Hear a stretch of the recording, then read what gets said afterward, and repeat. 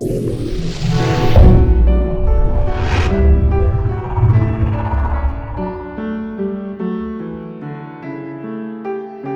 were seeing an aesthetic approach based on quantity. Okay, an aesthetic approach based on quantity. So it's about the quantitative relations. The aesthetics of symmetry and proportion. It's about quantitative relations. But here we'll look at something like aesthetics of quality. So we already saw proportion as value or the aesthetics of proportion and symmetry. And now we'll be looking at light, aesthetics of light and color, which is an aesthetic approach based on quality of things. So I want to invite your attention to something like this. What is this? What do you see on the screen now? Can you see this? Triangle. Yeah, it's a triangle. What kind of triangle? It's a scalene triangle. Scalene triangle. I will show you another triangle. What is this? Right angle. Yeah, it's a right triangle. It's a right triangle. And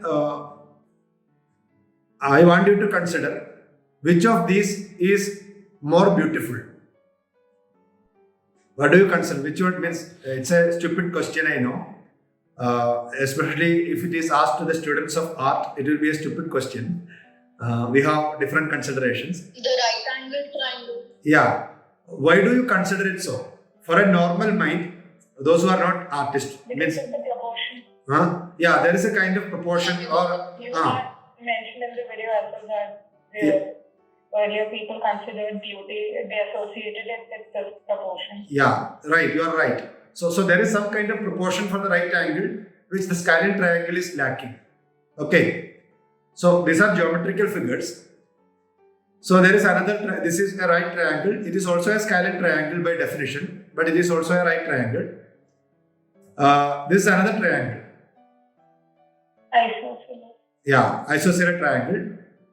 And among these three, which one is more beautiful? The first one, the second one, or the third one? Yeah. The reason is it has more a kind of symmetry and proportion attached to it. Okay. So a layman would consider the isosceles triangle more beautiful.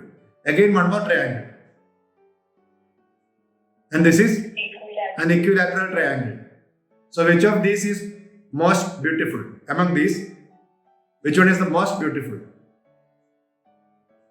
Equilateral. Yeah. According to the medieval understanding of beauty, there is the equilateral triangle is the most beautiful among the other triangles, among all these triangles. The reason is it has a perfect symmetry, proportion, and a kind of unity with regard to the form of the triangle. That is the reason. And we go on to some other kind of geometrical forms. When you compare it to a square, means take a rectangle and a square. For the same reasons, the square is more beautiful than a rectangle. Okay, so the same thing. There is a proportion attached to it. There is a unity for it.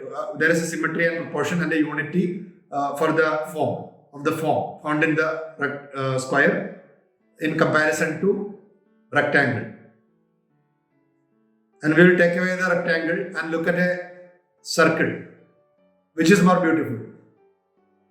Circle. Yeah, because circle is not interrupted by any angle. So there is a uniform flow, a kind of integrity, unity, found more in the circle when you compare it to a triangle, square or rectangle or any other geometrical form. It is not said by me, it is said by Saint Augustine. And he, it's a theory of beauty based on geometrical regularity. It's a theory of beauty based on geometrical regularity. Geometrical regularity. So it's a theory of beauty based on geometrical regularity proposed by Saint Augustine. I remind you again, in the previous video you heard something about Saint Augustine, his definition of beauty. What is the beauty of a body? Here you listen to his theory of beauty based on geometrical regularity. So I may not be teaching anything specific about Saint Augustine, but you have to collect everything that you know about Saint Augustine and put it as a consolidate it as a single body. If something is asked about Saint Augustine, you must be able to say these are the things what Saint Augustine says about aesthetics. We say that we do this in this fashion because he has not specifically said anything about aesthetics, but he was writing about God, the greatness of God, the greatness of soul. So in that process, he was even writing his own autobiography. So in such writings, actually he speaks about some aesthetic concerns. So we have gathered it from here and there. So it appears also in a scattered form. So you have to gather everything for you. De Quantitate Anime, he gives a theory of beauty based on geometrical regularity. Equilateral triangle, he says, is more beautiful than scalene triangles because of their greater evenness. So there is a kind of evenness for equilateral triangle when you compare it to the scalene triangle. And he says squares are more beautiful than rectangle or triangle. And circles are even more beautiful because there is no angle to interrupt the continuous equality of its circumference. So the continuous equality of its circumference is not interrupted by any angle. For that reason, circle is more beautiful among these. And if we consider it this manner, what will be the most beautiful of all? Of all geometrical forms, this would be the most beautiful form. Do you see something on the screen?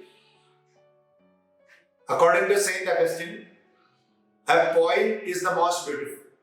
A point. A point is the most beautiful.